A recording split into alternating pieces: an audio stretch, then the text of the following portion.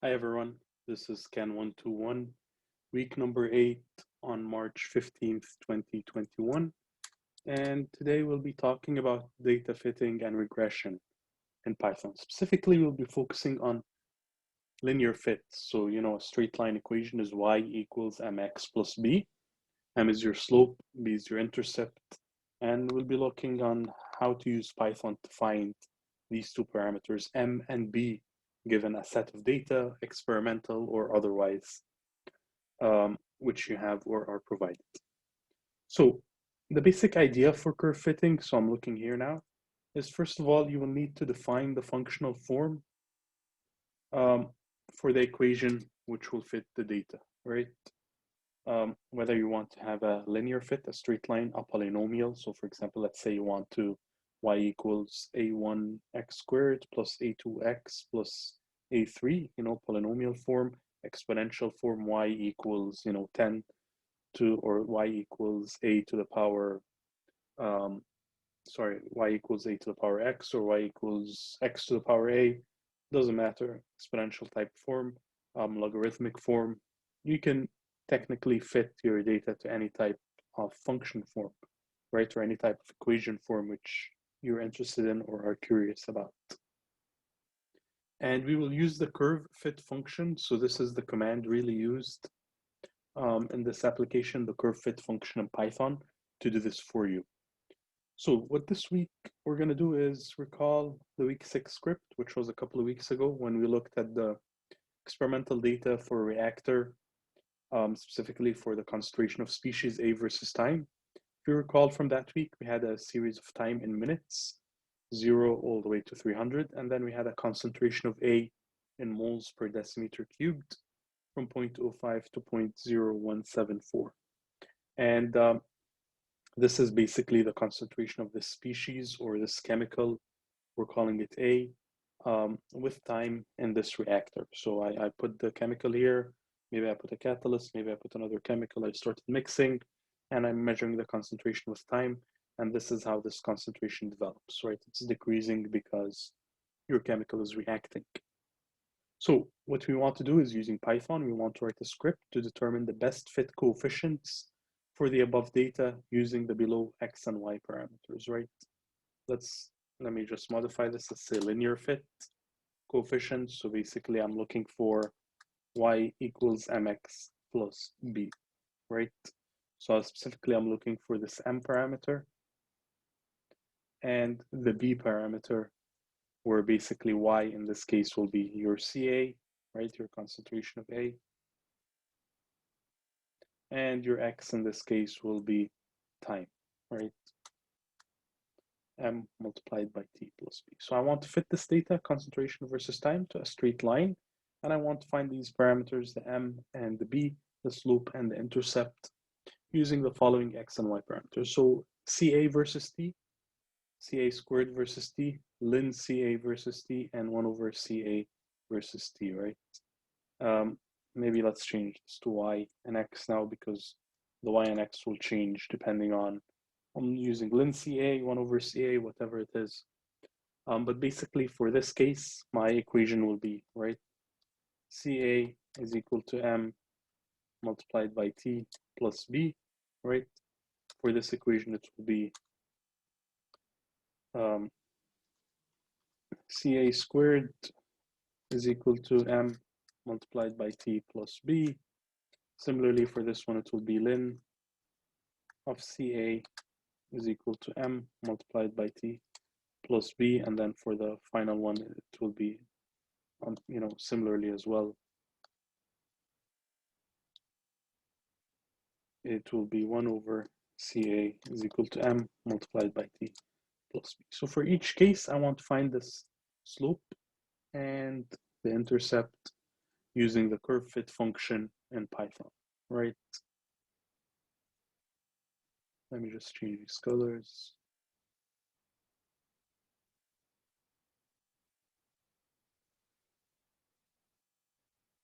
Okay. And this is not a minus sign, right? This is not a minus sign. Please don't confuse it. Maybe let's remove it altogether to avoid confusion. I'm just fitting these function forms using this data, right? Yeah. And for each one of the above, generate a plot comparing the experimental data versus the fitted curve. So after determining the correlation for each line, right, I want to plot the experimental data, or I want to plot these points versus this line, versus the prediction from this line. And what this is going to achieve is that it's going to visually give you like a feel for how good this linear fit is, right? Maybe you fit a straight line and it's a very bad fit. So you can take a look and you see, oh, the data is curving, but you have a straight line predicting. So this is not the best approach, right? And for now, we'll just use visual comparison to do so. Good. So this is the case. I'm gonna, first of all, retrieve my week number 6 script, look at these data series we have, and then for each one, I'm gonna use a curve fit to get the slope and the intercept for each one. And then I'm gonna plot the data versus the line for each one to compare them and see how it performs, right? Good, so let me go to Python here. And I already have the week number 6 script open. Let me zoom in. And what we did during that week, let me run it to remember what we did.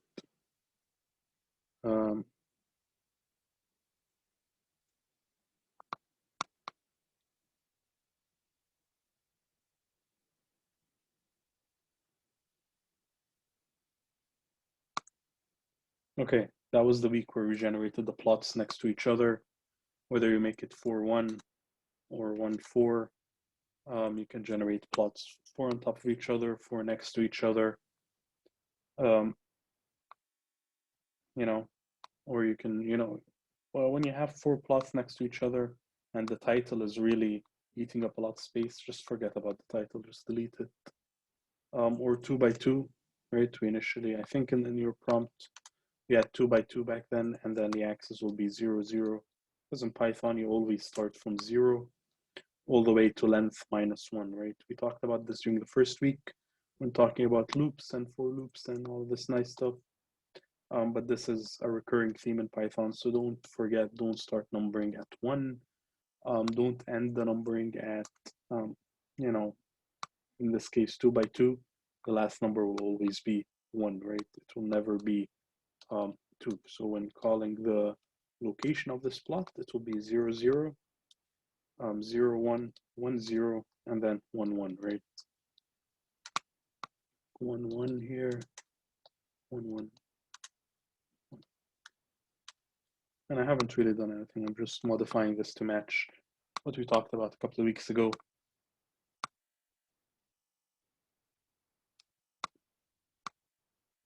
And this is really what you should have gotten from a couple of weeks ago. Okay, good. So what I'm gonna do now is I will copy the input data, and then I'll copy the loop which we use to generate the CA squared, the ln CA, and the 1/CA, right? So let me put here a note, week number 7, and basically we always need to start by importing the library. So we usually import NumPy. Let me zoom in. Import NumPy.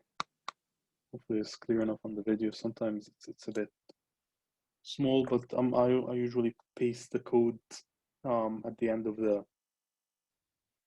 tutorial or at the end of the lab for you to have a look. So always import NumPy as MP. And again, NumPy is the numerical Python library, and MP is the name we usually refer to it in the script, right? So because we're going to use it a lot, we don't want to type NumPy all the time. So we just call it NP throughout our script. Okay. And then next thing we're going to import is usually pandas as PD. We haven't used pandas a lot, but we'll get to it eventually. And what pandas does is it's usually used when dealing with data frames, sets, large data sets. If you want to generate a table using the data, all this stuff, pandas is a good tool to do that. Third thing I'm going to import matplotlib.pyplot as plt. And this is really the library which we call to generate these types of figures, generate plots, all this stuff. And I'm adding a new one here. So here I'm gonna put from scipy dot optimize import curve fit. So probably if you write import curve fit as is, it might work, but this is usually the logical structure to it. So from scipy optimize, so scipy is the scientific Python library, which if you recall during week 1, we installed in Spider to use a lot of these sub libraries. So all of these are sort of sub libraries of scipy. Dot optimize, optimize is like a subsection of scipy, and I want to import the function curve fit, which we will use today, right? And curve fit is the function which basically estimates parameters for equation forms, and we'll see how this works in a bit. But basically curve fit is the functional parameter we're going to use today. Okay, so I imported the 4 libraries. Let me go to week 6 and I'll just take the experimental data to avoid retyping them. So I'm gonna put lists here. I need to copy these guys. Good. And then I also want to copy the loops we created. So previously we created, or we wrote this loop, and what this loop does is it will generate CA squared, generate ln CA, and will generate 1 over CA. Basically what it does for I in CA, so for I in CA, this line will just loop over the list CA, 0.05, 0.0389, all the way to the end. And with every loop, it's just calculating CA squared and appending it to this list, calculating ln CA using this function, appending it to this list, calculating 1 over CA and appending it to this list. And we talked about this 2 weeks ago. You can go back and rewatch the video, or if you really don't see it, just let's talk during office hours. Okay, so I have everything. I have my 4 series. I have time, I have concentration, I have concentration squared, ln concentration, and 1 over CA. So I'm gonna take them one by one. So let's start with CA versus T. Okay, let's start with the first one, go through it, and then decide what we want to do. So the way you use the curve fit function here, and this is important, first of all, I need to define a name for this function. I'm gonna define it, call it objective. Basically, this is the name of the function I'm gonna use, or the handle. And I'm saying the objective X, A, B, right? And this objective basically takes 3 parameters, X, A, and B, and semicolon. And what this does is that it returns A multiplied by X plus B, right? And in this case, A, let's make it match the, actually, let's go to the, might be easier. Let's go here. And all of these. So basically this is A,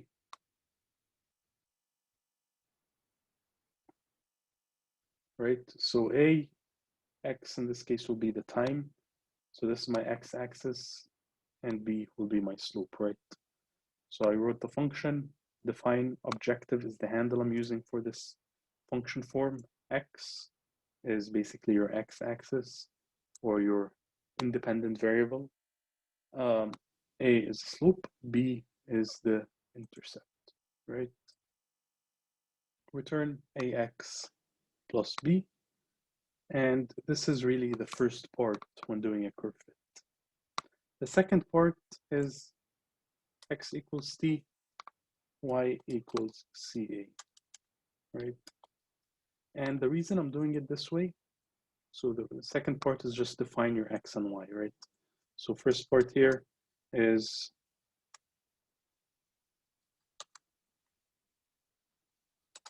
write your equation form. Second part is define x and y.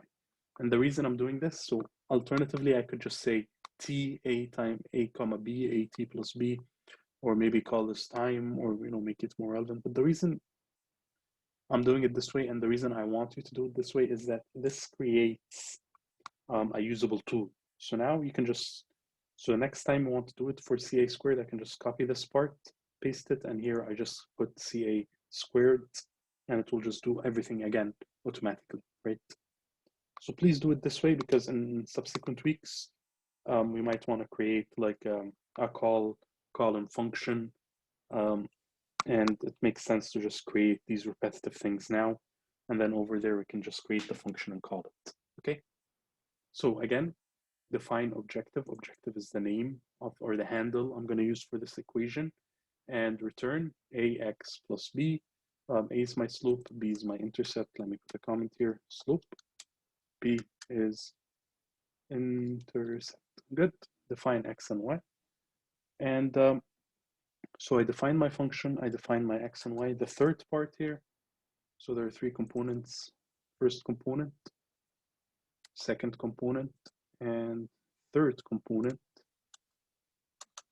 of this method, I would say, is use curve fit to get the parameters, right? And the language or the syntax to do this is simply pop t, comma, dash, or comma underscore. And I'll explain this in a second. Curve underscore fit, objective x, y. Okay. And curve fit as a function will give you two outputs. First one is pop t, and pop t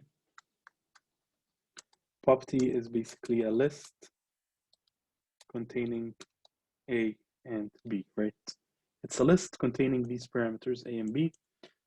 If you have a polynomial, for example, and you want to put a, b, and c, and you ask it to, return ax squared plus bx plus c, when you go here, pop t will be a list of a, b, and c, right?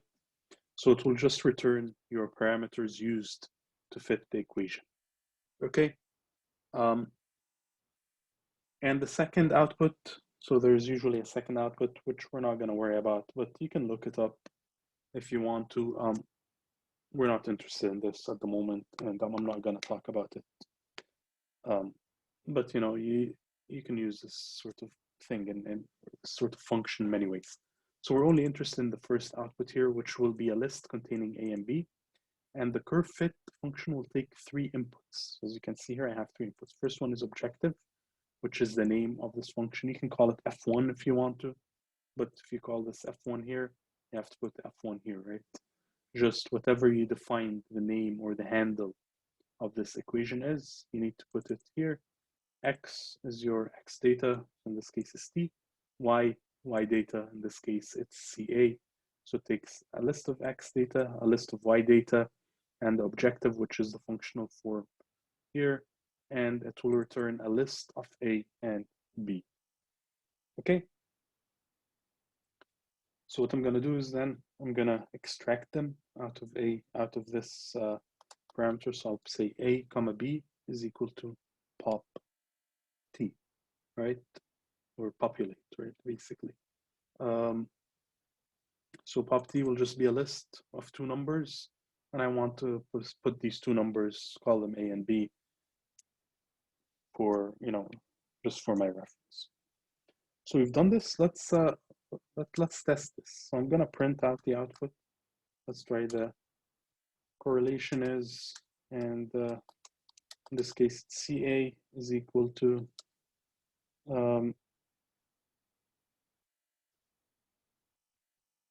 A, right, comma, multiplied by T, multiplied by T plus, oops, and comma B, right? Alternatively, instead of A and B, B. You can just call them, you can use, pop T0 and pop T1, right? You can just call them out of this pop T list if you don't want to use A and B, but I just call them A and B. Let's run this and see what we're gonna get, okay?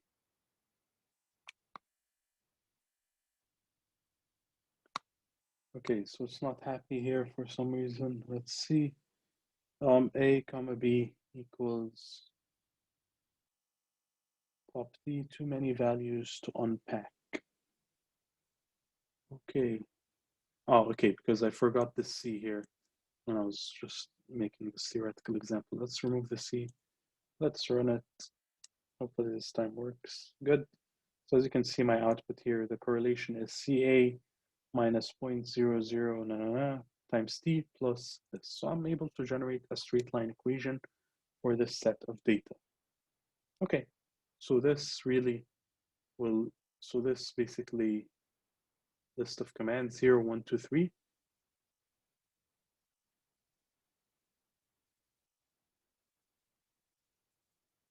So this list of commands 1, 2, 3 will generate this this equation. Good. So now let's do a second thing here. Let's compare the data to the line. Let's compare these two guys. Let's compare this straight line equation with the actual experimental data we have. Okay, so to do this, I'm gonna start a new figure, plt.figure. And the reason I'm putting this is because hopefully we'll generate the remaining 3. So I don't want them on the same figure. I want to create a new figure every time. Okay.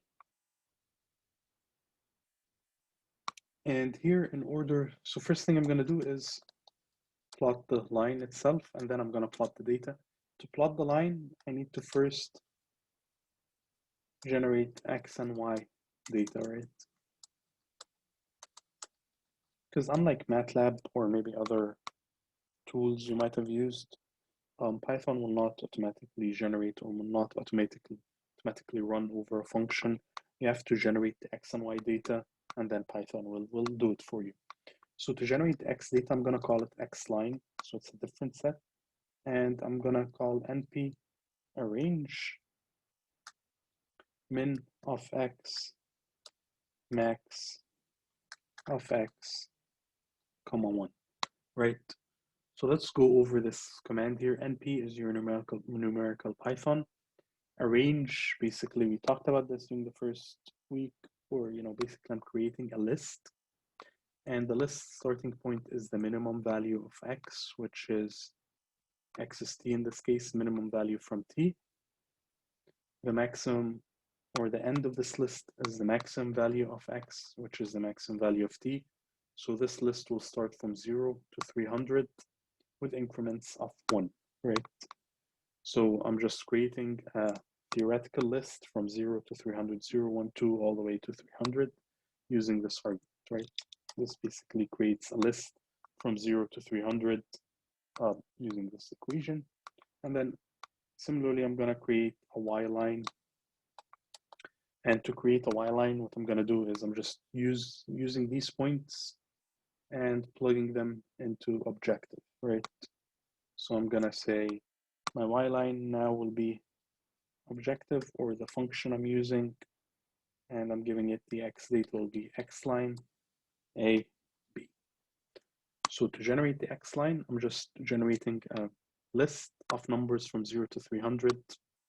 To generate the Y line, I'm plugging all these numbers from 0 to 300 into this function objective to basically calculate A multiplied by X plus B and return it, and it will be added to the Y line list. So now I have my X line list, I have my Y line list here. Good. So if I run this so far, right? So it's not happy here. Module numpy. Oh, okay. Has no attribute range. Oh, we misspelled it. It's 1R. Just be careful of these little things. Okay, so now it works fine. And now if I call X line in my command, in my shell here. If I call X line, you can see that it's just a list from 0 all the way to n-1, because that's how Python works, from 0 to 299. And now if I call my Y line, it will also be a long list, where every time I'm just plugging in.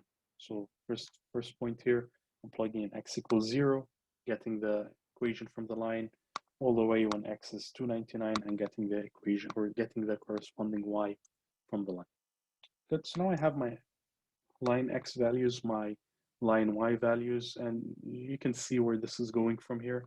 I'm just gonna plot these two guys next to each other, right? I'm gonna plot the experimental data versus the line data, right? So now let's create the plot. I'm gonna say plt dot plot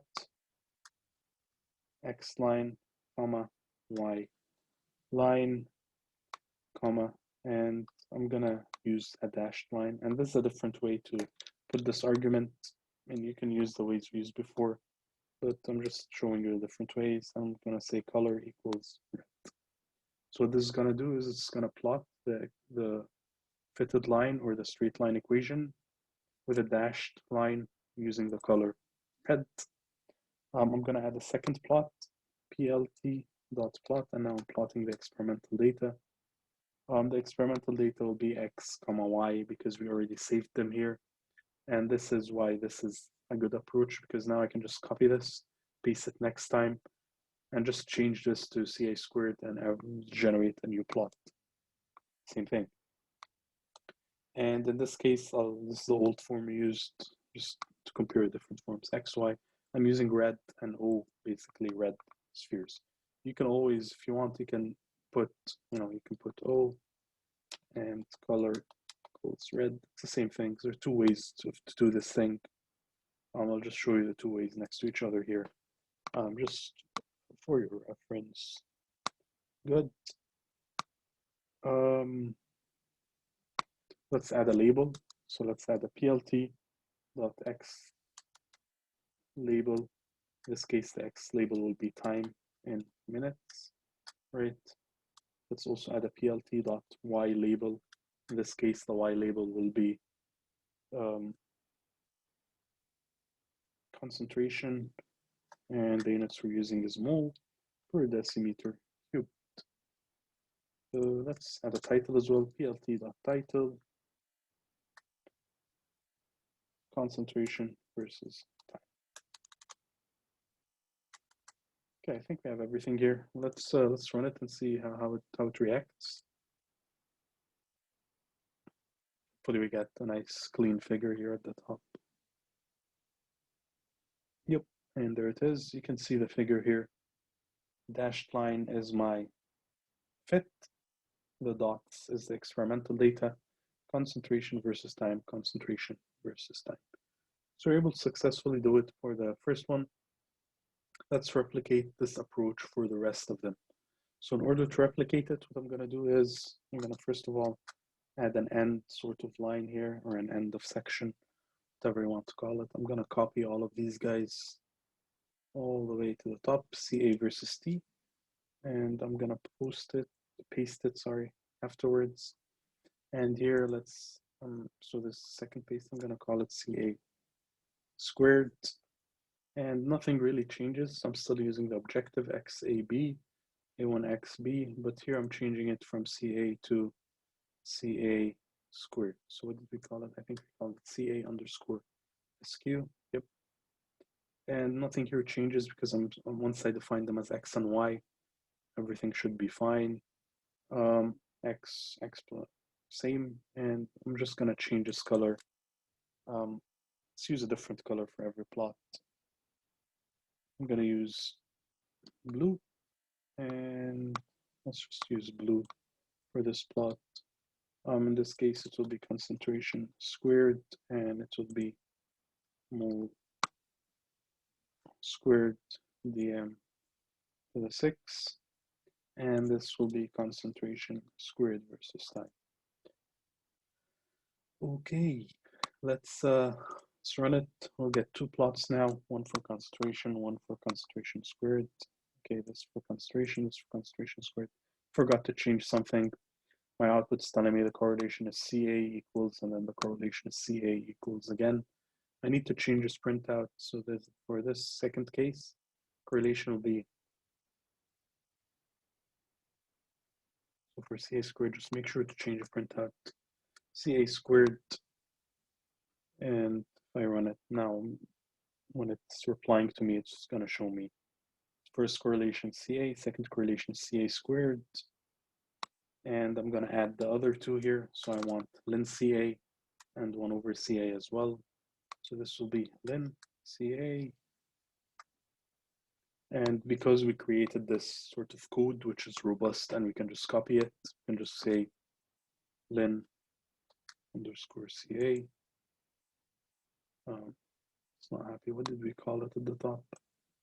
Just called it ln CA and then 1 over CA. So I'm just going to call it same name. It's just ln CA. And then X and Y, because, you know, we're just saving them in X and Y and then executing the same list of commands. Just need to change this here. Correlation now will be ln CA is equal to A multiplied by T plus B. The Y label, just change them as well. Ln concentration in mole per decimeter cubed. And of course, ln does not have a unit, but we need, because we're taking concentration in mole per decimeter cubed, I'm putting the units here so that, you know, no one plugs in. Usually you want to do this when having a ln. Put the units of the parameter which you're taking this ln off, or taking this natural logarithm off. Because if I plug in concentration in mole per meter cubed, I'm going to get a different number. Okay, anyways, ln concentration versus time. And let's change the color to something else. Let's change it to, let's try black. We've never used just typical black lines for scientific plots. So black is here, but when calling it here, because B is already for blue, black we have K, right? So K is for black. Let's run it until we get 3 lines now, or 3 plots. And again, I see my equations here. Correlation is CA equals this, correlation is CA squared equals this, correlation is ln CA equals this, and I have 3 plots: concentration versus time, concentration squared versus time, ln concentration versus time. Now let's do it for the last one, which is 1 over CA versus time. Same thing, I'm just changing the Y to 1 over CA. Correlation is 1 over CA. Y label is 1 over concentration, and this time will be decimeter cubed per mole, right? Because I just flipped the units. And the plot title will be 1 over concentration versus time. I feel like we did something wrong. Yeah, this is not 1 over CA. We need to call the proper function 1 over CA, right? Yeah, just take it easy. Don't rush through this. I got too excited here for a second. Okay, and plt.plot, I'm gonna change the color from red to something else. Let's change it to what other colors are there? So we have red, blue, black. Let's try green. I'm gonna call it green, and here GO, boom, get 4 plots and 4 correlations. And you know, in your lab, I tell you to repeat this for a couple other lists, and I ask you to comment on the results. And if I'm commenting on this results, I'll say, you know, concentration versus time is not a very good linear fit, right? It's obviously it's obviously curved here. So why am I using a straight line? Same thing, concentration squared is even a stronger curve. Why am I using a straight line? Straight line is not the best approach. Then concentration, okay, it's a bit curved, but the curve is not very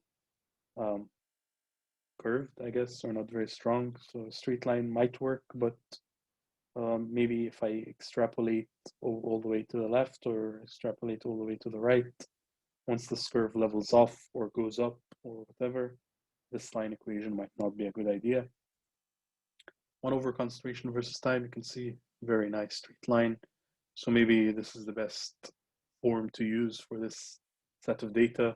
So maybe the 4th equation is the best one, right? 1 over CA versus time is the best one because, seems like they line up in a straight line and the line catches this behavior perfectly.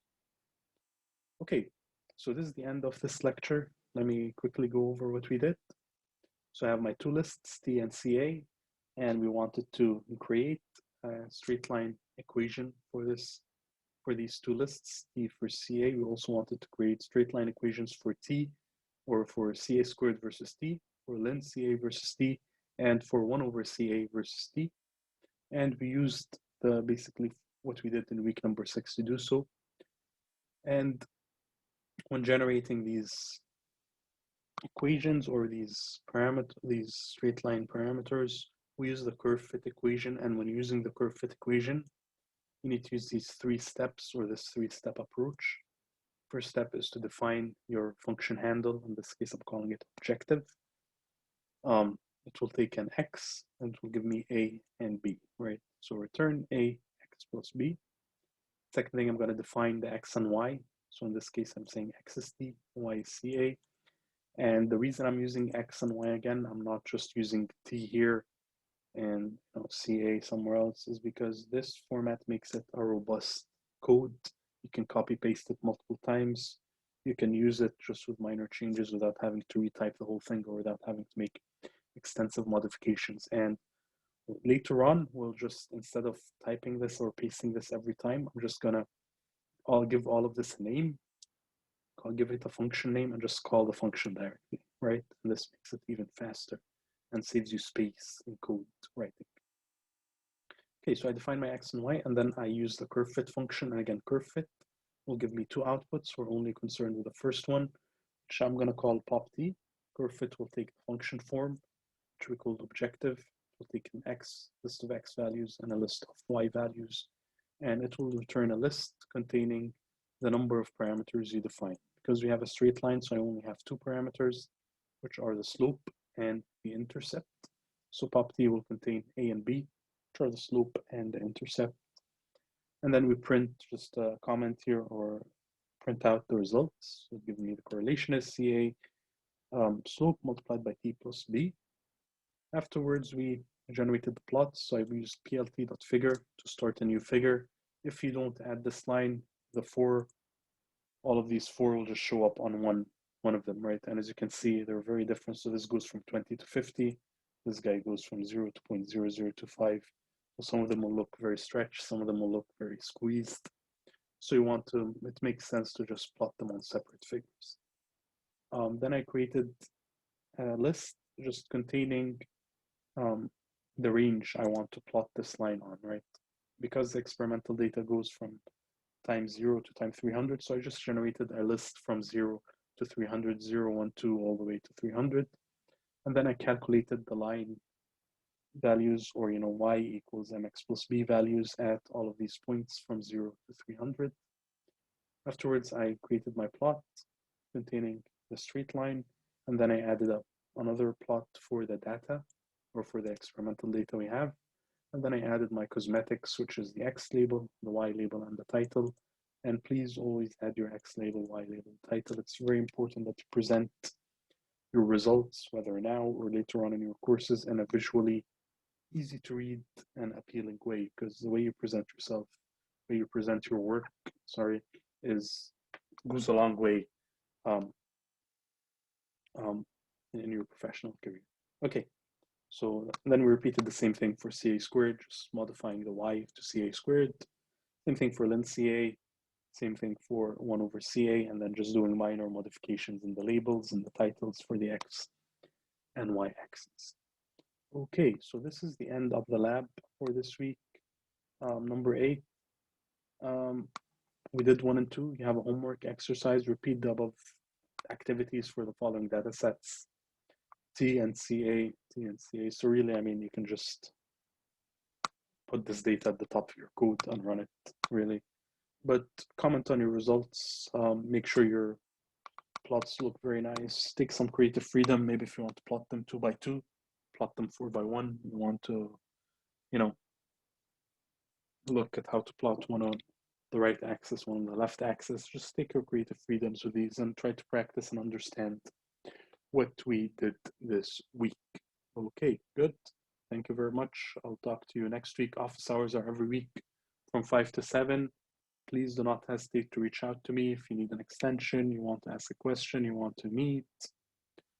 Just let me know. And when you join office hours, please give me a few minutes to connect as well, because once you join, I get an email and then I need to open Zoom because sometimes I don't have Zoom open all the time. Okay, so just be patient for a few minutes, and I usually will join the room. All right, thank you very much, and talk to you next week.